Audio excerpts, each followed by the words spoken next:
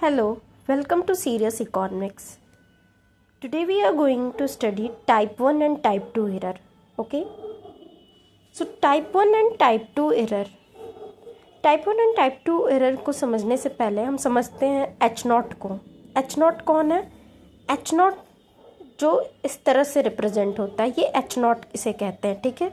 और अगर ये इस तरह से लिखा हो तो HA, तो इसे कहते हैं अल्टरनेटिव हाइपोथेसिस, ठीक है, अल्टरनेटिव हाइपोथेसिस. और जब ये इस तरह लिखा हो तो H0, इसे कहते हैं H0 which is null hypothesis, ठीक है. अब हम समझते हैं, इसमें बहुत कन्फ्यूज़न होती है टाइप 1 टाइप 2 एरर में. मैंने भी पिछली वीडियो में टाइप 1 टाइप 2 एरर बताया है जो कि काफ़ी कन्फ्यूजिंग हो गया था, तो अब मैं यहाँ पे सिंपल समझाती हूँ, ठीक है.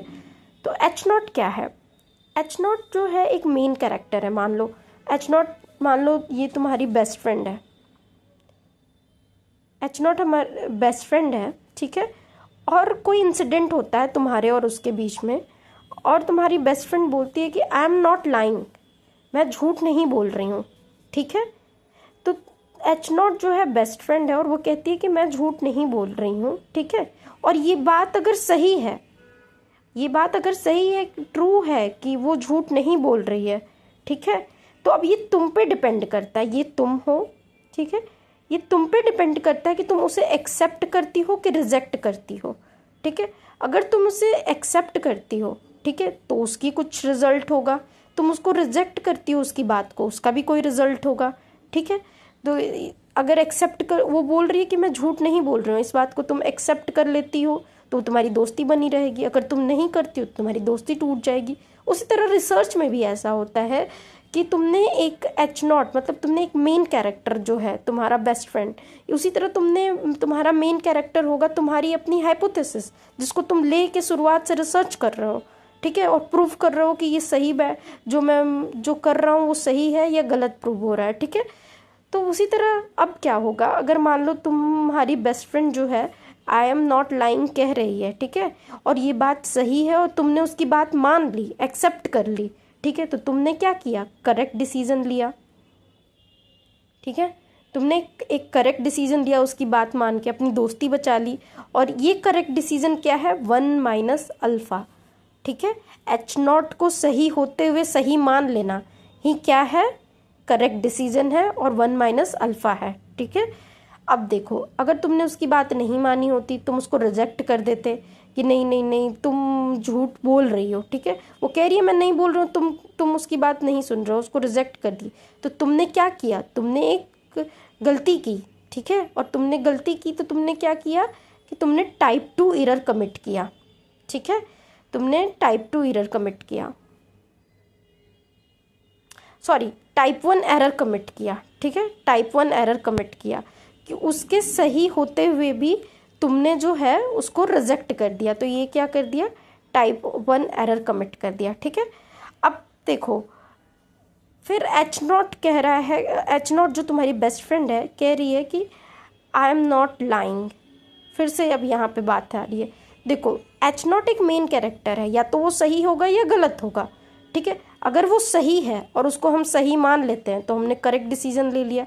और अगर वो सही है, ठीक है, और हम उसको रिजेक्ट कर देते हैं तो हमने एक गलती की. उस गलती का नाम क्या है, टाइप 1 एरर. पर दूसरे पे हम आते हैं, अगर H0 जो है यही बात कर रही है कि मैं झूठ नहीं बोल रही हूँ, पर वो बोल रही है, ठीक है, तो जब अगर वो झूठ बोल रही है तो या तो हम उसको एक्सेप्ट करेंगे या रिजेक्ट करेंगे. फिर से तुम यही जजमेंट पे हो, ठीक है.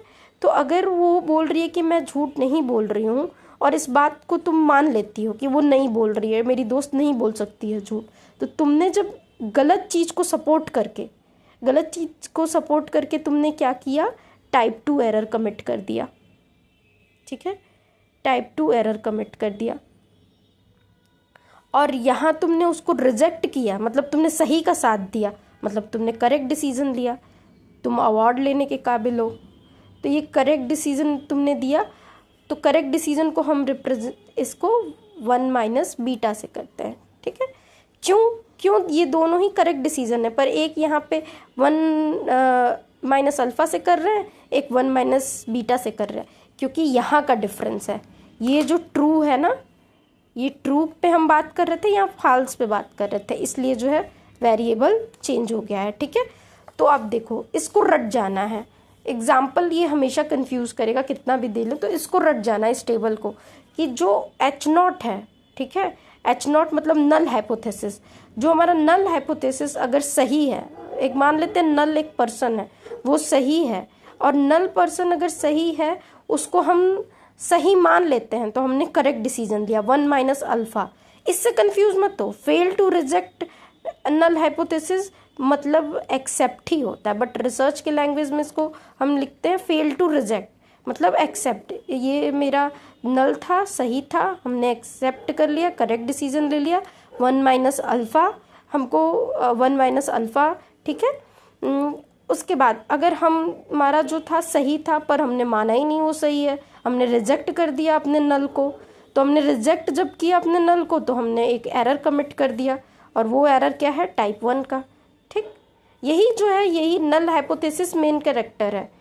ठीक है, ये नहीं होगा तो अगर ये एक्सेप्ट होगा तब बात ही ख़त्म। ये अगर एक्सेप्ट नहीं होगा तो HA होगा अल्टरनेटिव। अल्टरनेटिव क्या है, अल्टरनेटिव ये है अल्टरनेटिव, कि वो वो बोल रही है कि मैं झूठ नहीं बोल रही हूँ। ठीक है, और ये बात सिद्ध हो जाती है कि वो झूठ नहीं बोल रही है, तो ये तो बात यहीं पे ख़त्म। अब कोई अल्टरनेटिव हाइपोथेसिस की ज़रूरत नहीं है। ये जो हमारा नल हाइपोथेसिस था वो सही था, पर अगर वो कह रही है कि मैं झूठ नहीं बोल रही हूँ, पर फिर भी जब हमने डाटा देखा, CCTV देखा, चाहे जो भी देखा, हमें पता चला कि नहीं ये तो बोल ही रही है झूठ। ठीक है, तो ये तो हमने फिर ये तो हमारी जो H0 हमारी जो नल हाइपोथेसिस जो हमारी दोस्त थी वो तो गलत साबित हो गई। तो जब वो गलत साबित होगी तो दूसरा तो कोई सही साबित होगा ना। वो दूसरा कौन होगा, वो होगा अल्टरनेटिव हाइपोथेसिस। ठीक है।